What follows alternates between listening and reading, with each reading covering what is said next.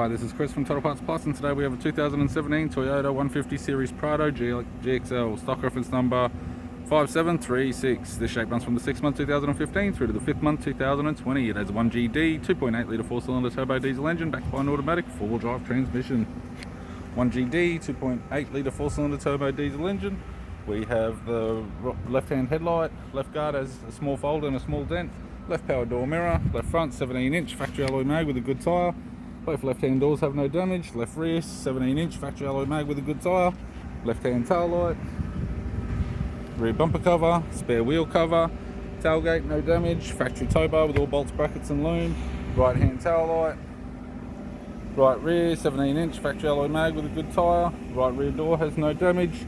Driver's side door trim. Power window master switch. This vehicle is fitted with grey cloth interior. Auto type console, automatic gear shifter, climate control, heating controls, sat nav, CD player, interior mirror, courtesy lamp, left hand sun visor, right hand sun visor, and the instrument cluster.